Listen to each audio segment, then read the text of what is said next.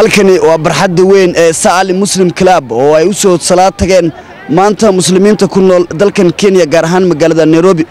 waxay barxaddan weyn ee Saali Muslim Club ay qayb ka tahay barxado waaweyn oo loogu talagalay in lagu guto salaada ciida oo maanta ah maalinta koowaad ee Ciidul Fidriga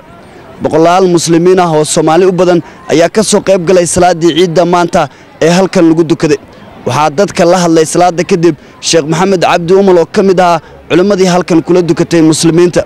waxaana ugu hambaliyay dhammaan muslimiinta meel kastoo ay joogaan hambaliyada dabaaldega Ciidul Fidriga isagoo Ilaah uga bariyay ummadda muslimiinta inuu ka aqbalo cibaadadii Ramadaanka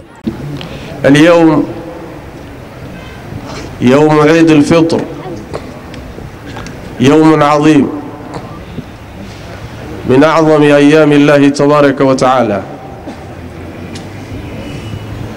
في مثل هذا اليوم يحتفل المسلمون بهذا العيد المبارك التي شرعه رسول الله صلى الله عليه وآله وسلم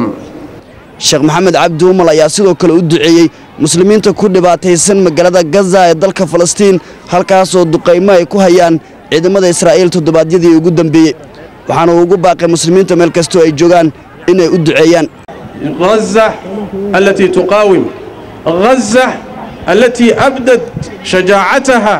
وأبدت بسالتها وقدمت رجالها ونساءها نسأل الله تبارك وتعالى أن ينصر أهل غزة وأهل فلسطين وجميع المسلمين حق على كل مسلم أن يكون مع أهل الإسلام والمسلمين dadweyne fara badan ayaa sidoo kale maanta halkan u soo salaad tagay iyagoo sidoo kale eheladooda iyo qaraabadooda u diray hambaliyada dabaaldega Ciidul Fidriga waxaan salaamayaa insha Allah ta'ala muslimiinta meel kasta ay ku yihiin khaasatan fi Kenya insha Allah ta'ala ilaahay waxaan ka rajaynayaa insha Allah inuu naga aqbalo Ramadaankii halkan maanawajiki high school